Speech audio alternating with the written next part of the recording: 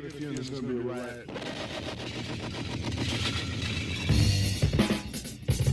I don't read the newspapers because they all have ugly print.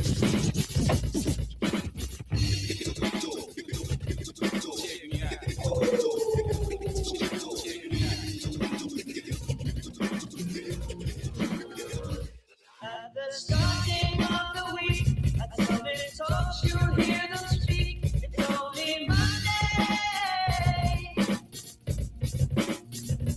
Negotiations breaking down. See the leaders start to frown. So then Monday. We are back with another edition of your favorite morning show, The Daily Dose on the Guerrilla Radio Network.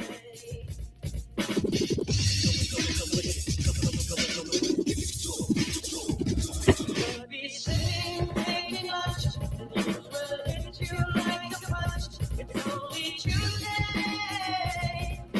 But Saturday, Ask your doctor if the Daily Dose is right for you. Common side effects include sarcasm, informed opinions, and wondering how the hell these people got elected. The Daily Dose starts now. but Saturday. Tomorrow never comes until it's too late. Tomorrow never comes until it's Good morning, everybody. Good morning, Tampa Bay. Good morning, Palm Harbor. Good morning, America. It is Monday. Hopefully everyone had a great weekend. The date is June 29th, 2026. And we are back with another live edition of your Daily Dose right here on the one and only Guerrilla Radio Network. Hopefully had a great weekend. I know I worked all weekend long, so my weekend was engulfed by, probably about, 40 plus hours of working. But I'm back now because I can fit in time to get my daily dose done. Now, we're going to broadcast live today. We're going to broadcast live tomorrow. And I think that's going to be our last broadcast for about a week and a half or so. I leave to go on vacation starting on Thursday, and Wednesday my whole day is completely engulfed. I'll try to get one done, but I don't know if I'll be able to. So just a heads up. Today, tomorrow for sure. Wednesday is still kind of up in the air. But nonetheless, we're here today, and that's all that matters. Who cares about Wednesday when today is upon us? Once again, it is your daily dose, and it's starting right now. We've got some really good stories in the news for you today. We're going to do a quick run through of everything today. I know I'm broadcasting a little bit earlier than usual. Usually I come on about 8:15, 8:20 or so, but it's about 7:30 in the morning Eastern Standard Time on Monday. And we've got a few things that we want to cover today, and I've got some kind of disturbing and upsetting stories that unfortunately are going to set the tone for your whole day. So hopefully if you like disturbing and upsetting stories, then this is a show for you, because that's what we do. We make people cry on a daily basis. We bring you the stories that nobody wants to talk about because they're too disturbing and upsetting. So there you go, Guerrilla Radio Network. Let's start with some local weather. Once again, we broadcast out of Palm Harbor, Florida, so this only applies to the Tampa Bay area. Depending on what demographic you are in, this may or may not apply to you. Monday morning to you, everybody. It's a lovely little steamy start for you as well. You see 80s all over the place, from Sarasota to Clearwater to Tampa, over to Winter Haven. Leesburg still at 80 degrees, and then a lot of mid to upper 70s for you in Central Florida this morning. Statewide, really nothing different, right? Low to mid 80s from Miami through the Keys, mid to upper 70s across I-10, but it's very quiet. There's really nothing going on for your first thing this morning, and the winds are light, but not only the winds are light at the surface, but in the middle of the atmosphere as well. So as we start to get some of these storms to develop this afternoon, they're going to be slow movers. They're not just going to race their way through, which means if you get underneath one of them, it's just going to rain itself out on top of you, more than likely. So dew points are in the mid-70s for everybody. It's an incredible amount of moisture. But notice just how quiet it is just in general. So we need to rely on these sea breeze-driven storms for you today. Before that happens, we do have a heat advisory, but it only includes Citrus, Hernando, and Sumter County for some reason. Heat index up to 109. The rest of us, the heat index will be maybe 104. It's really not a big difference, folks. So when do the showers start? It looks like right along the coast, they're going to start early, let's say around lunchtime or so, or just right after lunch. And then around the Tampa area, there'll be some rumbles of thunder, some heavier downpours, and then notice how everything kind of picks up inland. So Polk County, Hardy County, Highlands County, you're looking at 5, 6 o'clock this evening with the showers and storms. And then it just kind of quiets down tonight. and then the process will start all over again for you tomorrow afternoon. A very typical summer week around here, which will finally lead to some summer-like rainfalls too as well. The purples and the reds indicate multiple inches of rain between now and Sunday. And yes, that does include the 4th of July. However, we always have thunderstorms around on the 4th of July, so we'll be dodging those as well this upcoming weekend. So just plan on a very normal July heat fest. How does that sound? 93 degrees will feel like 103 for you this afternoon with some storms as well. Damp and muggy after the storms end tonight with a low temperature of about 80 or so. And then another round of afternoon storms for your Tuesday with tomorrow's high around 93 degrees. I got very light winds today. Seas running a foot or less. Look at the water temperature. 91 degrees over at Clearwater Beach. Walter, and Jen and Elise, I can finally tell you I'm ready to go in the water now. It's 91 degrees. Finally, after all this time. And again, very typical summer weekend at our way. Remind me, I'll bring the Good Day Speedo and give it back to you. Yeah, Monday.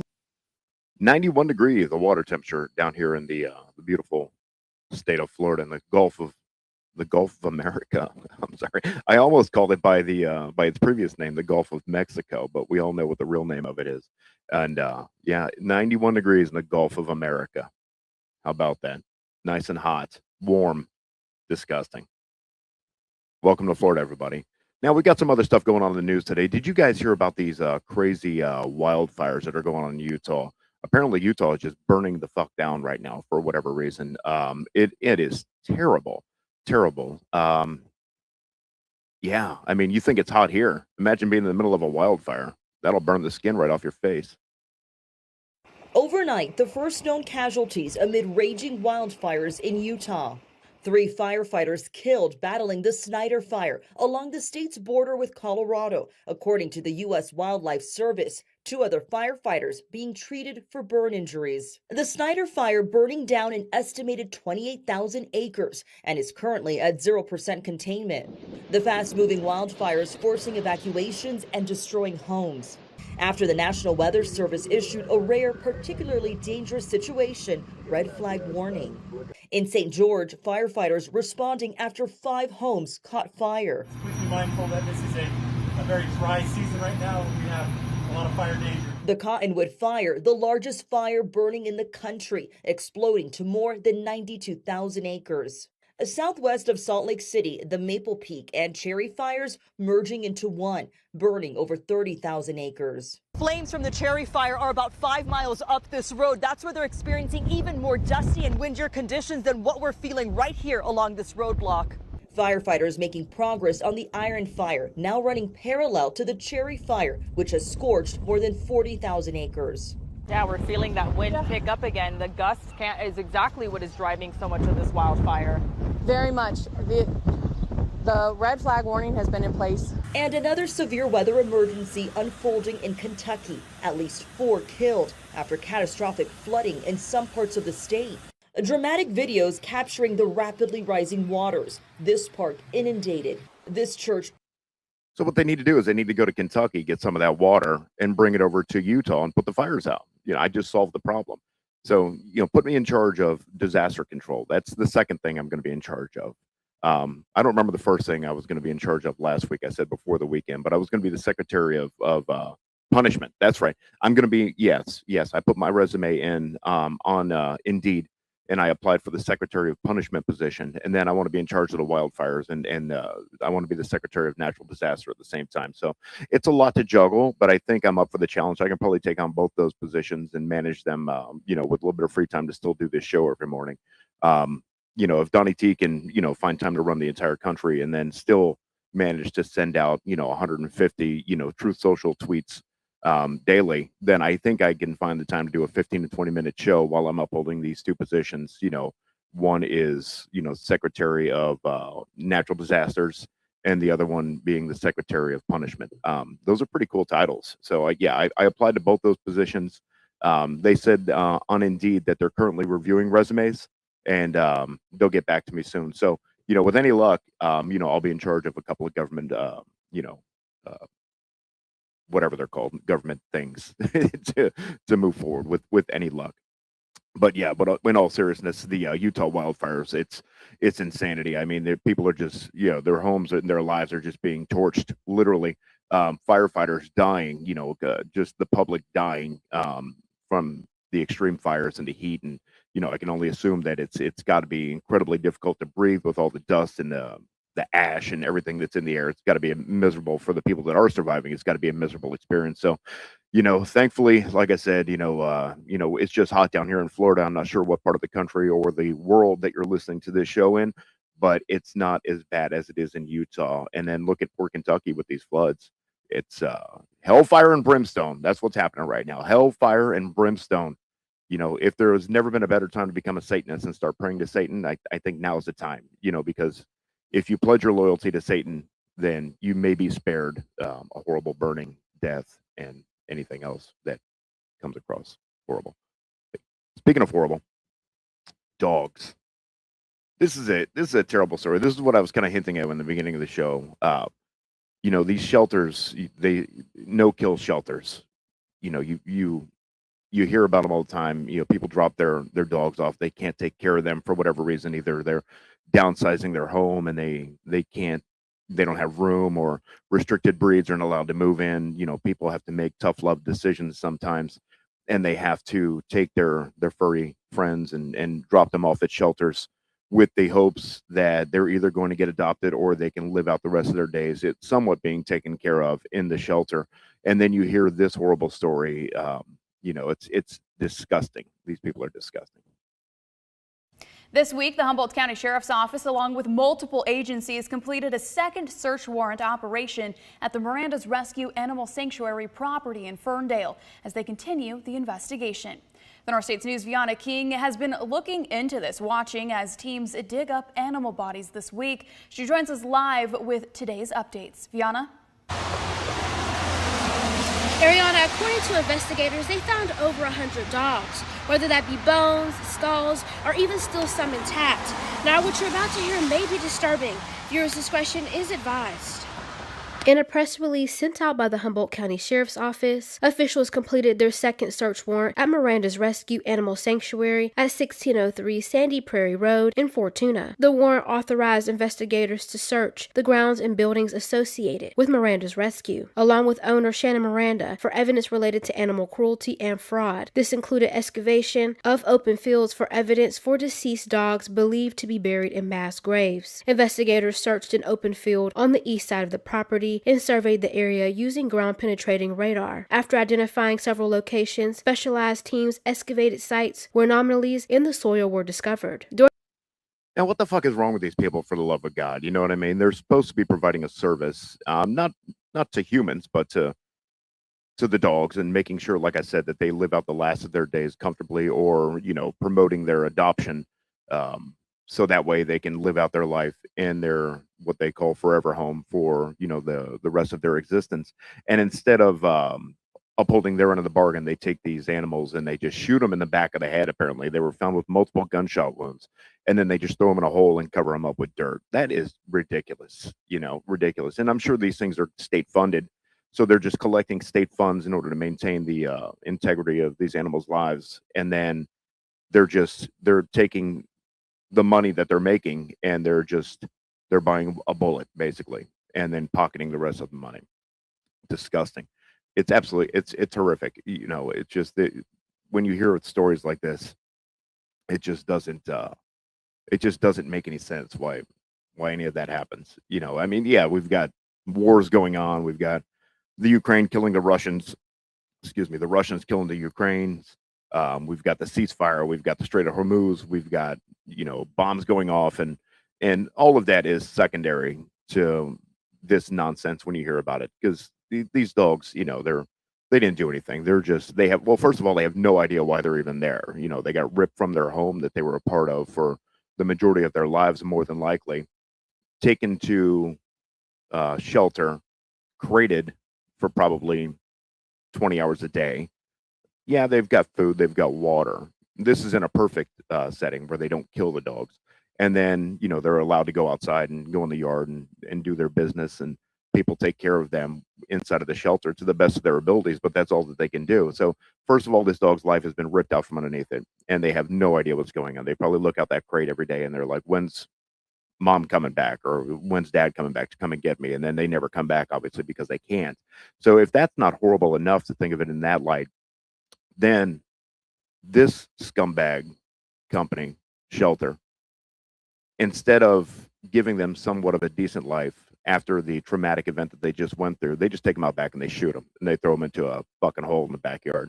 That is way more disturbing than anything war related that we could go through. Yeah, it's terrible that we're at war, or I guess we're in a conflict. It's not really considered a war because Congress hasn't approved it yet, but we're in a conflict. Ukraine, Russia, they're in a war. That's an all-out war. We can say that, and people are dying left and right. But you know, that was a decision that was made upon the leadership of the country. That was a human cognitive decision that was made to engage in these activities. These dogs don't make decisions. You know what I mean? They don't make decisions. And they need to be fed. They need to be, taken care of. They need to be bathed and whatever, so on and so forth. And the responsibility of the owner of the animal, and in this case, the person that maintains the shelter has assumed that responsibility from the owner that is no longer able to take care of their animal. And this is what they get in return for it. Disgusting. These people need to be shot. They need to be completely shot. Exactly. Ceasefire. We've got a ceasefire that's been breached in Iran. Apparently, they sent some drones down the Strait of Hormuz. Iran did, and they shot up one of the cargo ships that was coming through there. Didn't sink it, but they shot it up. And then the United States went ahead and retaliated for this act of aggression on Iran's part. U.S. and Iran are trading attacks in the worst fighting since a ceasefire, threatening to derail the peace process. Jeff Paul has more tonight from Tel Aviv. U.S. Central Command has released new video, it says, shows the strike against Iran on Friday in retaliation for Thursday's drone attack on a cargo ship in the Strait of Hormuz. Do you consider the ceasefire to still be in place? I don't like the fact that they took a shot yesterday, actually 4. We knocked down 3 at a ship. Not an allied ship, but a ship, a very expensive ship, but it took a little beating. They shouldn't be doing that. Then on Saturday, Iran struck back, launching drones at Bahrain, a close U.S. ally and outspoken critic of Tehran. And separately, British maritime security officials say an oil tanker was hit by a projectile, also in the Strait of Hormuz. Together, it's the worst escalation between warring sides since the two signed an interim peace deal. And now they're accusing the other of violating that agreement. I'm not sure that abandoning talks with them would be appropriate, but President Trump has put them on notice. If you don't keep up your end of the deal, we will continue to bomb you and hold you accountable. Negotiations over a final agreement are still underway, including the future of Iran's nuclear program. Under the interim deal, the two nations have 60 days to work out those remaining details. We're only 9 days into this so-called ceasefire, and already Iran is demonstrating that they cannot be trusted to keep their word. Iran claims the U.S. hasn't held up its end of the bargain, pointing specifically to Washington's failure to end the conflict between Hezbollah and Israel. In Tel Aviv, Jeff Paul, Fox News. Now, I thought this was a done deal. You know what I mean? The way that it was rolled out to the public last week or the week after, or the week before, rather, it was a done deal. You know, we've come to an agreement. We've reached that both parties have signed, and we've all agreed to the terms that have been laid down and put into place. The Strait of Hormuz is open. The oil is flowing again like no one's ever seen at rates before that no one's ever seen. What the fuck happened? You know, now it's an interim deal, or it's a deal that a temporary agreement until a finalization of the deal has been put in place. I thought this was a done deal. That's what we were told as the American public. We have nothing to worry about. The strait is open. You know, we both signed an agreement. I thought Trump went down to the G7 summit in France, and it was all over the news. Before he went to the summit, he went and signed the peace deal, then immediately went to the summit on no sleep. That's what everybody was saying. And here we are now, 9 days later. I guess it's 10 days as of today. And it was just a temporary deal. These fucking idiots, they need to get their heads out of their asses and just either pull out of the Strait of Hormuz and just let these Iranian lunatics do what they want to do, and who cares if they bomb the fuck out of each other? Who cares? You know what I mean? And or just go and annihilate them once and for all. I mean, there is no in between. You know, it is exactly what it is. Obviously, there, you know, the ceasefire is not working. This is the second ceasefire that apparently has been put in place since this has started. I'm personally not seeing any relief of the gas pump whatsoever. If anything, the day that the I guess the temporary ceasefire got put into place, the gas prices spiked by 40 cents a gallon down here in Florida, and we were maintaining right around the $4 a gallon mark. So the oil, where the oil is flowing, but where's it flowing to? Into the ocean and getting wasted? You know, it doesn't make any sense. None of this makes any sense, and I'm sure that the rest of the American public agree that none of this makes a lick of sense whatsoever, or we're being lied to and we're being strung along, which probably is the more appropriate response, or the more appropriate, you know, action that's happening at this point, because I don't think anything is going on. I think that we're over there and we're deflecting, we're bombing countries for no reason whatsoever in order to maintain the integrity of the people that are doing the bombing. That's what I think. I'm not implicating, I'm not alleging, I'm saying that I think personally that that is exactly what the fuck is going on at this point. I think that all of this is deflection. Every last damn bit of it is deflection. Take your attention from point A and put it on to point B, because point B is so much of a greater potential threat than point A ever was. Well, point A didn't apply to any of us. It only applied to one or two people. And now point B applies to the entire world. So now we're feeling the pinch because of that. That's what I think. But again, I'm not a political analyst. And I only host this humble radio show and speak my opinions. And thankfully, they're only my opinions, because those are the only ones that matter in the Guerrilla Radio Network. And of course, yours do out there too, but you can't call me and speak your opinions, because I only activate the radio show phone line during our weekly show. During the morning show, I don't have enough time to take phone calls. So with that being said, everybody, that's going to wrap our show up for the day. Quick one, in and out today, 22 minutes. That's nice. I've got to get ready to go to my job that pays me. So hopefully everyone enjoys their Monday. You had a great weekend. Get back to work hard. Earn that money to put gas in your gas tanks so that you can go back to work again the next day and do it all over again, because that's the American way. This has been a great day so far with all of you folks listening to me. You're listening to the Daily Dose on the Guerrilla Radio Network. You can follow us on all social media outlets, Guerrilla Radio Network on Facebook, Instagram, Guerrilla47, or you can subscribe to our YouTube channel at OG Guerrilla Radio. We look forward to doing this again with you tomorrow. We'll have another great show lined up. I'll have a little bit more time tomorrow, so you get to hear my voice for a little bit longer than you did today. Once again, your Daily Dose on the Guerrilla Radio Network. We'll see you tomorrow morning. Even your emotions have an echo in so much space. And when you're out there without care, yeah, I was out of touch. But it wasn't because I didn't know enough. I just knew too much. Does that make me crazy? Does that make me crazy? He's a Democrat. Does that